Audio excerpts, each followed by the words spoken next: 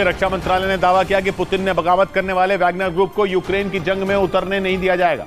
इससे पहले Wagner group के मुखिया येवगेनी प्रिगोजिन खुद यूक्रेन में अपने लड़ाकों के साथ उतरे थे।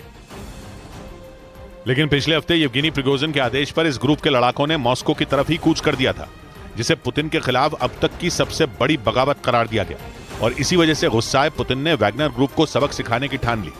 खबर के मुताबिक रूस ने साफ कह दिया कि अब वैगनर ग्रुप का एक भी लड़ाका किसी भी कीमत पर यूक्रेन की जंग में नहीं उतर पाएगा। साथ ही येवगेनी प्रिगोजिन को एक और बड़ा झटका देते हुए रूस ने वैगनर ग्रुप की फंडिंग पर भी रोक लगा दी।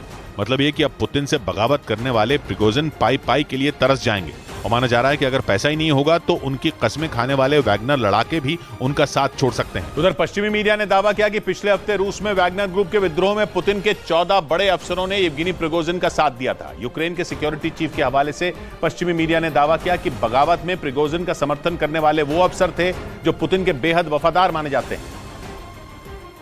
मतलब ये कि वैगनर ग्रुप ने टैंकों और हथियारों के साथ रूस की राजधानी मॉस्को की तरफ जो कूच किया था, उसके पीछे पुतिन के 14 अफसरों का दिमाग था। यूक्रेन के सिक्योरिटी चीफ ने पश्चिमी मीडिया को दिए एक इंटरव्यू में दावा किया कि येवगेनी प्रिगोजिन अकेले नहीं थे, बल्कि इस पूरी घटना में पुतिन के बेहद करीबी 14 अफसर शामिल थे, जिनका मकसद पुतिन को सत्ता से हटाना और नए चेहरे को रूस के सिंहासन पर बिठाने का था। इससे पहले यूक्रेन के राष्ट्रपति व्लादिमीर ज़ेलेंस्की ने भी दावा किया था कि पुतिन की सुरक्षा में तैनात अफसर और उनकी सेना के कुछ बड़े अधिकारी उनकी हत्या कर सकते हैं। वैगनर ग्रुप के विद्रोह के बाद एक बार फिर यूक्रेन की तरफ से यह दावा किया जाने लगा कि पुतिन कमजोर हो चुके हैं, उनके अफसर किसी भी कीमत पर उन्हें सत्ता से हटाना चाहते हैं। यूक्रेन के एक अखबार ने दावा किया कि वैगनर ग्रुप की बगावत के बाद पुतिन ने रूस की खुफिया एजेंसी एफएसबी को येवगेनी प्रिगोजिन को मारने का हुक्म दे दिया।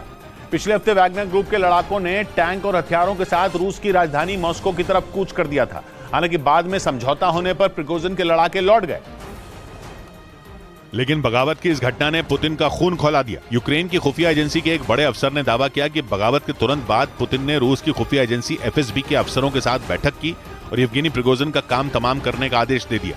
हालांकि बगावत के बाद एफएसबी ने वैगनर चीफ येवगेनी प्रिगोजिन पर तुरंत एक्शन नहीं लिया और दावा किया जा रहा है कि प्रिगोजिन ने अपने लड़ाकों के साथ मिलकर रूस के करीबी देश बेलारूस में अपना नया ठिकाना बना लिया है। इस बीच यूक्रेन की खुफिया एजेंसी के अफसर ने यहाँ तक दावा किया कि वैगनर ग्रुप के विद्रोह की खबर यूक्रेन की सेना और खुफिया एजेंसी के बड़े अफसरों को 1 महीना पहले ही हो चुकी थी। इस बीच रूस के मीडिया ने दावा किया कि वैगनर ग्रुप की बगावत के बाद पुतिन ने यूक्रेन में चेचन लड़ाकों को उसकी जगह लेने का आदेश दे दिया।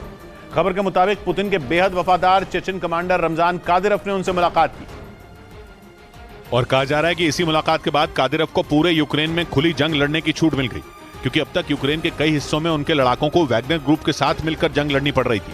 लेकिन येवगेनी प्रिगोजिन के विद्रोह के बाद पुतिन ने उनसे पूरी तरह पल्ला झाड़ने की ठान ली, जिसके बाद माना जा रहा है कि उनके लड़ाके बखमूत समेत यूक्रेन की उन जगहों पर जंग लड़ने पहुंच जाएंगे जहां से वैगनर ग्रुप की विदाई हो चुकी है। इसके साथ ही ये भी माना जा रहा है कि अगर यूक्रेन में कुछ वैगनर लड़ाके बच गए होंगे तो चेचन लड़ाके उन्हें भी काबू में करने का काम करेंगे। अमेरिकी न्यूज चैनल CNN की एक रिपोर्ट में दावा किया गया कि पुतिन से गद्दारी करने वाले general Sergei Surovikin Wagner group के वफादार सदस्य थे। वैगनर ग्रुप के प्रमुख येवगेनी प्रिगोजिन ने पुतिन की सेना के इस बड़े अफसर को सीक्रेट VIP सदस्य बना रखा था। मतलब यह कि जनरल सर्गेई सुरोविकिन रूस की सेना में काम करते हुए येवगेनी प्रिगोजिन से भी वफादारी निभा रहे थे। सुरोविकिन वही अफसर हैं जिन्हें पिछले साल अक्टूबर में पुतिन ने यूक्रेन युद्ध का कमांडर बनाया था। लेकिन अमेरिकी न्यूज चैनल CNN ने दावा किया कि सुरोविकिन वैगनर ग्रुप के 30 सीक्रेट VIP सदस्यों में शामिल थे। CNN की रिपोर्ट के मुताबिक रूस की सेना के कई दूसरे सीनियर अधिकारी और खुफिया एजेंसियों के अफसर भी वैगनर ग्रुप के सीक्रेट VIP सदस्य हैं। आरोप तो ये भी है कि वैगनर ग्रुप के विद्रोह की जानकारी जनरल सर्गेई सुरोविकिन को पहले से थी। हालांकि वैगनर ग्रुप के विद्रोह के बाद सुरोविकिन पर हो रहे खुलासों पर क्रेमलिन की तरफ से कोई प्रतिक्रिया नहीं आई।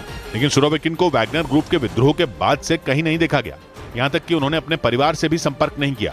अमेरिका के मीडिया का दावा है कि पुतिन ने उन्हें गिरफ्तार करवा लिया। इधर पश्चिमी मीडिया ने दावा किया कि रूस में विद्रोह खत्म होने के बावजूद वैगनर ग्रुप भर्ती करने में जुटा हुआ है, जिसने पिछले हफ्ते रूस में पुतिन के खिलाफ बगावत का बिगुल बजा दिया था। लेकिन उसके एक दिन बाद ही उसने अपने कदम पीछे भी खींच लिए थे, जिसे देखकर लगा कि मानो वैगनर ग्रुप ने पुतिन के सामने हथियार डाल दिए हों। लेकिन अब पश्चिमी मीडिया ने दावा किया कि रूस से मिल रही धमकियों के बावजूद वैगनर ग्रुप अपनी ताकत बढ़ाने में जुटा हुआ है और अपने ग्रुप में नए लड़ाकों की भर्ती कर रहा है। ब्रिटेन के न्यूज चैनल BBC के मुताबिक वैगनर ग्रुप कहीं और नहीं बल्कि रूस में ही रहकर अपना भर्ती अभियान चला रहा है और उसने रूस के कृष्णादार शहर में ही अपना दफ्तर खोल रखा है, जहां वो मार्शल आर्ट स्कूल और फाइट क्लब में काम करने वाले लोगों को अपने ग्रुप में शामिल करने में जुटा है।